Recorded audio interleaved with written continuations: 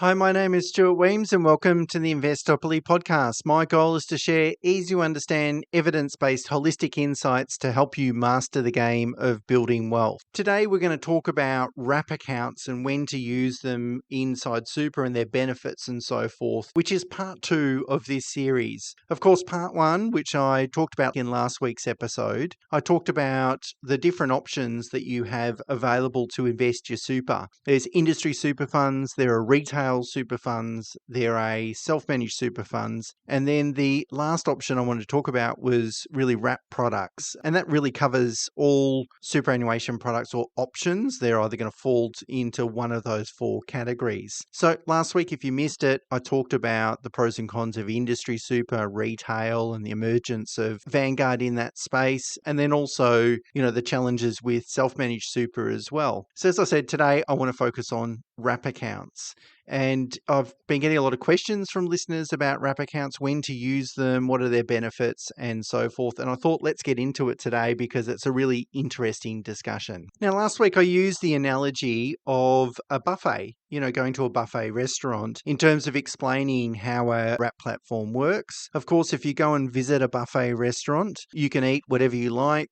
You can skip the stuff that you don't like, eat more of the stuff that you really like. The provider takes care of all the cooking, serving, and cleaning up, and then you just get a bill at the end of it for everything that you've eaten, and the bill's not linked to how much you eat. Well, a wrap platform is very similar. It has an investment menu, so a broad array of investment options, including listed securities, ETFs, and managed funds. And the wrap account provider provides an account that's in your name, your personal name, that's your super fund, and then looks after all the compliance, tax, reporting obligations, administration, sort of does everything for you. And that way you've got full control and transparency over how you invest your super. You can put it all into direct shares if you want to. You can spread it across ETFs, managed funds, and so forth. Another analogy or comparison, I guess, it's like having a online share trading account, like a CommSec account, for example. The difference is it's not in your personal name, it's in your super fund name, in your personal name, but inside super. And you can use that account to invest in whatever you like, again, in terms of ETFs, managed funds, direct shares. Unlike a self-managed super fund, you can't have a wrap product in joint names. So if you've got a spouse, you've got to have your own wrap product and they have a completely separate account, again, much like an industry super fund. Some industry super funds offer options that are similar-ish to wrap accounts.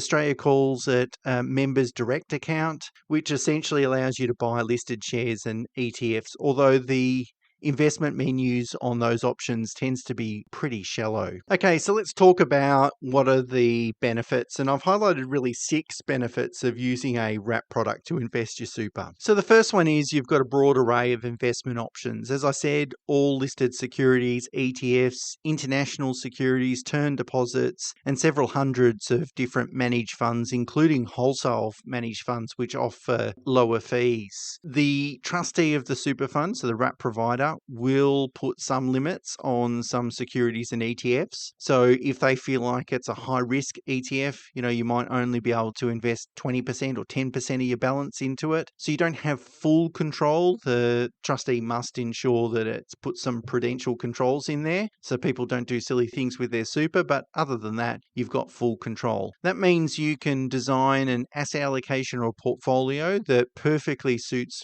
your needs or preferences. It also enables you to really focus on how much you want to pay in terms of investment fees. You can choose the managed funds with the lowest fees if that's what your focus is, although focusing on fees alone obviously doesn't make a lot of sense. You can avoid the investments that, don't meet your values or goals or so forth. So that's like ESG investing, environmental, social, and governance. So you can construct a portfolio like that. Essentially, you've got 100% control over where you invest and the transparency of how you invest in terms of what are the underlying investments within that fund, what are the fees you're paying with respect to that, and then also you're able to minimize turnover, transactions and so forth. Of course, the less you trade, the less fees and tax you pay over the long run. From our perspective, it allows us to construct a portfolio using various low-cost rules-based indexing strategies, which I've spoken about before in terms of how they might suit different geographical markets. The second advantage of wrap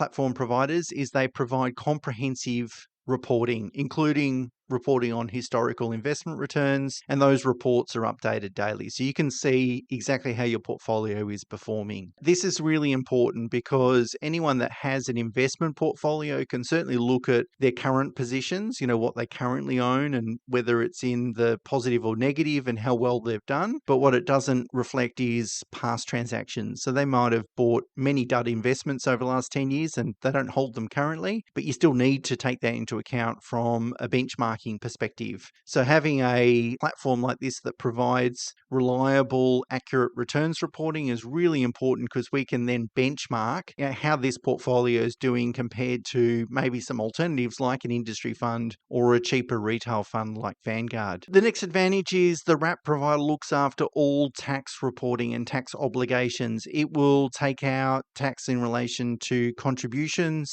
any realized capital gains that you might make from buying investment and selling in a year's time, for instance, and then of course any investment income, imputation credits that your account receives. It's just giving you the same tax flexibility and benefits that a self-managed super fund does also. And it means that if you avoid selling any investments, you can, if you're young, in your 20s or 30s, you can buy an investment today and not sell it and hold it for the next 20 years, and you're not going to trigger any tax or fees associated with those transactions. So it's quite different to a pooled super product like an industry super fund in that, in an industry super fund, you have a unit price and that unit price is calculated every day. And every day they take out a provision for tax on unrealized capital gains. So it's as if every single day you're selling all your investments and then having to pay that tax. And that's taken out of your account indirectly by a lower unit price. Well, it's different in a wrap platform.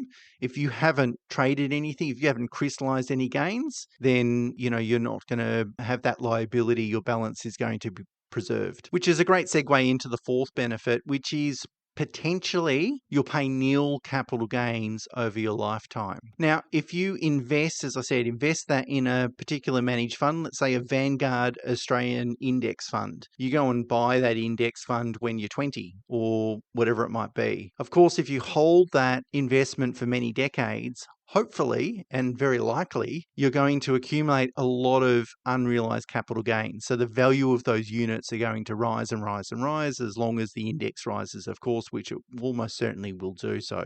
Then when you are, say, 60 and you're retired, you can then change the wrap product that you're in from accumulation into pension. And what happens is the assets are preserved. It's just the account type that changes. And when you make that change, any unrealized capital gains completely disappear. So really, you can invest when you're 20, hold it for another 40 years, accumulate heaps of gains, convert your account into pension, and you've never paid any capital gains tax. Now, of course, that's if you're under the transfer balance cap, which is currently $1.9 million. Now, as you can imagine, depending on the size of your balance and your age, the younger you are, the more upside you potentially have. This can be a huge advantage. Now, the same advantage is afforded to self-managed super funds, but any pooled products don't, like industry super funds, and many retail funds don't allow you to do that. And so that's something you really need to think about. If that advantage appeals to you, it's important to realize that if you start on a particular platform, you've got to continue with that platform provider for the entire period. If you switch platforms, that is a capital gains tax event because the trustee is changing, the super trustee, and that's going to crystallize taxation liabilities. The sixth and final advantage of using a wrap platform provider is that it also offers accounts that are going to be in your personal name, a trust or a company or whatever. So if you're doing two types of investing, you're doing investing inside super and investing outside super, you can have that all in one place. So you can have your super account and one in a family trust, for instance. And when it comes to fees, they will group. Most wrap platform providers provide some grouping there as well. So you can group those accounts to achieve some economies of scale in terms of fees. Okay, so there are all the advantages. Full transparency how you invest, complete up-to-date daily returns reporting so you can benchmark how you're going. Don't need to deal with any of the compliance, tax compliance, administration headaches, anything like that. Potentially avoid all capital gains, assuming you don't sell investments into retirement. And it's a place that you can manage all your wealth. Let's talk about some disadvantages because, of course, there's always pros and cons. There's two fees that you're going to pay using a wrap platform provider, an administration fee and then investment fees. So the administration fee is obviously for the services such as maintaining the investment options, reporting, tax management, super compliance, all those sorts of things. Fees in wrap platforms tend to be tiered, so they start off relatively expensive and just get cheaper, and then they cap out at some point. So as your balance grows, you're paying proportionally less fees and you build that economies of scale. Unlike with industry super funds, where a lot of their fees are flat, they're flat fixed percentage fees, which means that you're paying just as much if you've got $2 million as you are if you've got $20,000. To give you an idea, if you've got a balance of $250, your admin fee is going to be $700. If you've got $1 million in super, it's about $1,500. If you've got $2 million in super, it's about $1,800. So you can see, the fee starts off $700, but then if you've got 4 times the amount, it's only double. And so you get those economies of scale. Of course, as I said, you're going to get some family group discounts. So if you and your spouse have a wrap product each, and there may be an investment wrap account as well in your personal name or family trust or something like that, they're going to aggregate the balances in order to calculate your fees, so you can achieve that scale much quicker. In summary, the admin fees are about 0.2 to 0.3%. That's what you're probably going to pay. If you have a lot of money invested, they can get lower than 0.2 on an average basis. The second cost you're going to pay is investment fees. You're going to pay investment fees no matter where you go, unless you invest in direct shares. Of course, there's no investment fees there. But what the fees I'm referring to is what the ETF provider or the managed fund will charge you. It can be anywhere from 0.03% to 1%. Active fund managers can actually charge more than 1%. And to give you an idea, the weighted average cost of our low-cost index portfolios is around 0.3%. So all in, it's typically going to cost you 0.5 to 0.6%, which is lower than most industry super funds. And of course, you get those economies of scale because at some point those fees max out and you're left with your investment fees, which is about 0.3%.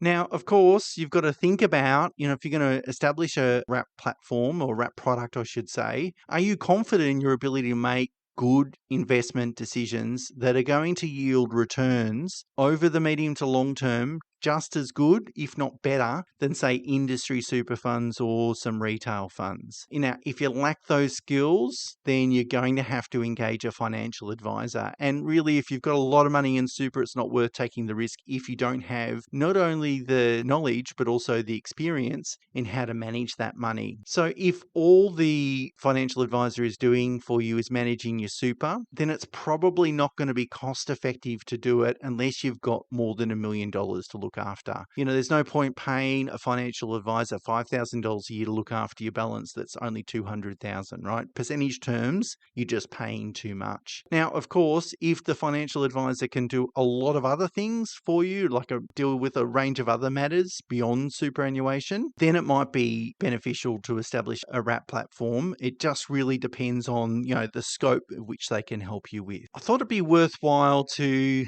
give you of course, every situation is different and nothing in these podcasts is personal advice. Of course, I'm just talking about generalities here. But I thought it'd be useful to talk about, what are some of the common situations where a wrap platform is attractive?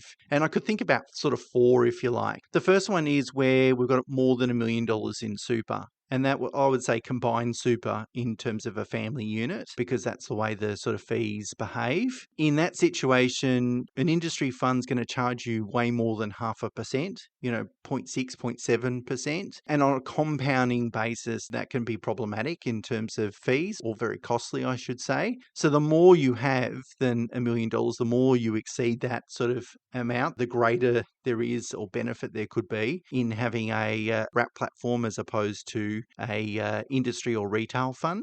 The second scenario would be if you're a DIY investor. So if you're really confident in your ability to manage your super long term, you think you can achieve some really good returns and you want to have full control over how it's invested, then a wrap platform can be a more cost-effective and time-effective way of being able to achieve that than, say, a self-managed super fund. Number 3 is, as I said, if if it's part of an overall financial advisory service. So if your financial advisor can assist you with a whole bunch of matters and superannuation is only one of them, then, which is true for most of our clients, then a wrap platform is again a way of us being able to implement a rules-based, low-cost investment strategy, have full transparency over super, minimize fees, and ultimately then maximize returns. And the final one was if you had some personal investment preferences, either from an ethical standpoint or from an investment thesis standpoint, having full control over your super and be able to use a wrap platform is an excellent way of doing that, particularly if you want to do ESG investing, environmental, social, and governance. That can be really valuable. Now, of course, I can kind of hear you thinking, listeners thinking, okay, Stuart, which wrap platform do you recommend? Well, interestingly enough, a lot of wrap platforms are aimed at advisors. So that's obviously, that makes sense, right? Because most people need advice in order to construct a portfolio. And so most wrap platforms are limited to advisors. There is one standout. I mean, the two best wrap platform providers in Australia are businesses called Hub24 and Netwealth. They're both listed businesses, and all they do is provide these wrap platform services, and they're ranked as 1 and 2 in different years. One will be number 1, number 2, but they're easily the market leaders in this space. Hub24 only deals with advisors. Netwealth deals with retail clients and advisors, which is really advantageous because if you go and deal with an advisor and you're on Netwealth, and then for whatever reason you want to terminate that relationship with the advisor, you can still leave your money on Netwealth, not trigger any capital gains tax, and manage that money yourself. And if you don't have a financial advisor and you want to start managing your own super, well, you can get onto Netwealth and start doing that in the way that I've just explained. So Netwealth is the best option, I think, particularly, and probably the only option for retail investors that don't have a relationship with a financial advisor. So just to sum up then, I've outlined, some of the common scenarios where a wrap platform might be good for you. If you want to invest your super in unlisted assets like direct property, commercial property, residential, or, unlisted unit trusts, those sorts of things, you're going to need a self-managed super fund. If none of those things matter to you or you don't fall into any of those scenarios, then it's likely that either an industry super fund or potentially Vanguard super, pending my review next year, might be your best choices. But hopefully over the last 2 weeks with part 1 and part 2, that gives you a much better idea of what your options are, how they're all different, and when they might be most suitable. Okay, let's get into some listener questions now. And my first question is from Adam. Adam writes, my question relates to claiming tax deduction for rental properties. If I have a rental property and the loans are structured correctly, then all my costs like interest, rates, insurance, land tax are all tax deductible if my property is available for rent. Now say I have a holiday home that's not my principal place of residence, but only use it for private use. The costs are not tax deductible, but are added to the cost base when selling, therefore reduces capital gains tax. My question is, if I have a beach house, not a primary place of residence, and it's rented out half of the year and half of the year for private use, can I only claim the annual costs on my tax return, but the other half of the costs are kept and added to the cost base? If not, why not? So Adam, the ATO's got some good guidance on this, and it's something they've been focusing on over the last couple of years. If you just Google ATO holiday homes, it'll take you to a page where it talks about holiday homes that are not rented out, ones that are rented out, and ones that what they call not genuinely available for rent, and then also part year. And there's a lot of good guidance there. Essentially, if a property isn't available for let for the whole year, you then need to apportion the fixed costs and the variable costs differently. So the fixed costs are going to be things like interest, which you just apportion by the number of days during that tax year that it was genuinely available for let versus the number of days that it wasn't, the days that you used it. And then if you've got direct variable costs, such as cleaning the property, for instance, well, they'll be directly related to the person that was occupying that property at that particular time. So if it was a tenant, of course, that direct cost would be deductible.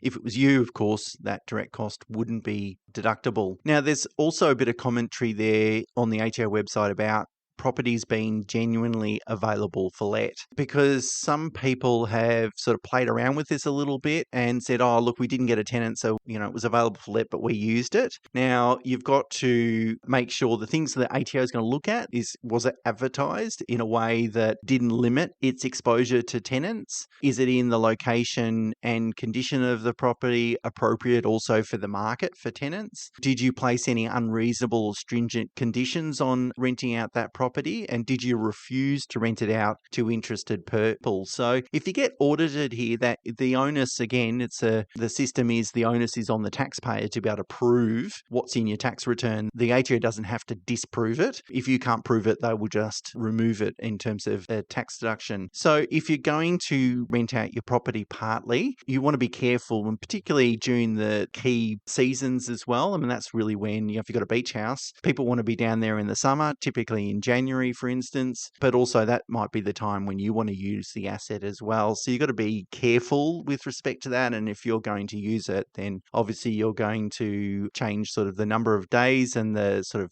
profile of that particular asset. But hopefully that gives you some ideas around that in terms of answering your question, but it's going to be specific to your situation, of course, and it's always best to get tax advice on these matters just to make sure that you're not going to do anything that's going to, potentially flag you for an audit, a tax audit, because that's the last thing you really want. Okay, next question is from Matt. Matt writes, it's been great to learn from your weekly podcast and blogs and made a huge difference to developing my financial literacy over a number of years. Thanks so much, Matt. Matt writes, my wife and I are currently using a buyer's agent to purchase a property, but we're still on the fence as to whether we purchase a house on 400 to 600 square metres in Brisbane that might be 15 to 17 k's away from the CBD, or a Melbourne villa unit closer to the city with a budget of around about $950,000. The buyer's agent has recommended the house in Brisbane, and they have teams on the ground in both locations. I do recall that you have mentioned that a Melbourne house for $2 million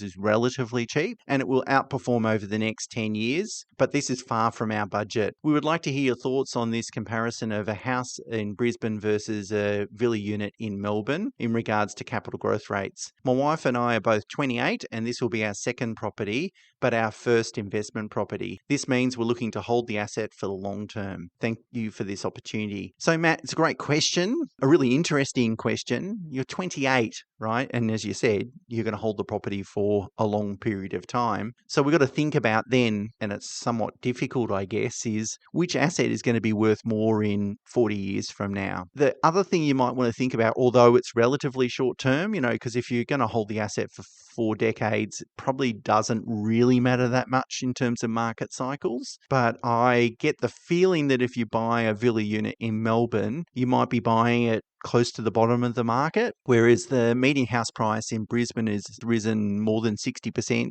since the end of 2018. So what's that, like 6.5 years? That's pretty strong growth. I'm not suggesting that Brisbane's overvalued or anything like that, but you are investing sort of, let's be honest, maybe it's in the middle of that growth phase or towards the end of a potential growth phase. Now, I'm invested in both markets, so I don't really have a dog in this race. If it was me, I'd buy the villa unit in Melbourne. Now, my commentary around a $2 million house, my thesis is that I think investment grade houses are undervalued relative to houses in outer suburbs, outer locations. I made this point recently on a different podcast, but I don't have the data. I need to speak to someone, maybe in CoreLogic or something like that, see if someone can pull that data together, if we could find some data that's going to be reliable. So I can't cite why I think that's the case, but, in Victoria, if I look at a house in Shepparton, which is 2 hours away from Melbourne, north of Melbourne, you're going to have to spend $800 plus for a house there, whereas I can go and buy a really good property, albeit a smaller house in a blue chip suburb for $1.5 million, investment grade house. That just doesn't make sense to me. And so that's why I think relative value is much better in Melbourne. You're buying a villa unit, all you're really interested in is the change in the underlying land. So it doesn't really matter if you've got the $2 million property or a villa unit for $950. I think the growth is still going to be the same. The other thing that villa units offer is control. You've got control over a house as well, but at least your house sits on its own parcel of land. You might have a little bit of an outdoor area as well, but you can control what you want to do with that villa unit. Typically, there's only like 3 on a block, 4 on a block. There's not a lot of villa units in that particular area. So it's quite possible that in 20, 30 years' time, you could get together with the other owners and sell it to a developer. Because, of course, in Melbourne and probably every capital city, there's going to be a greater focus on density. And we're already seeing that, from the councils and the state government trying to force councils to create sort of pockets where there's going to be greater density in some suburbs around Melbourne. And so I think all I'm worried then about or focusing on is, go and buy a nice parcel of land in a good suburb. Okay, there's a villa unit on that parcel of land. That's good. And then all you then need to wait is the 20 or 30 or 40 years for the capital growth to kick off. But the other thing I want to think about then in your situation, you said you're both 28. Well, in your 30s, you might want to upgrade your family home or do something like that. Having a little bit more equity to be able to rely upon from a borrowing capacity perspective would be good. So whilst I'm not too worried about short-term returns, like I'm not interested in chasing short-term returns, it would be beneficial for you to invest in a market that is just about to grow as opposed to a market that could possibly continue growing, although might be closer to a flat cycle than the alternate. So what I'm saying there is if you go and invest in Melbourne, I think the probability of that property being worth more in 5 years from now is pretty high, and a lot more in 10 years from now. In 10 years from now, you'll be 38 and you might be able to take advantage of that additional equity from a loan to value ratio perspective as a result of investing in a property that's performed quite strongly over the last 10 years. So for those reasons, it's the villa unit in Melbourne from my perspective. But a great question, great thought-provoking question, Matt. So thanks very much for asking it. So I might leave it there. If you have any questions or feedback, you can email me at questions@investopoly.com.au. And until next week, bye for now.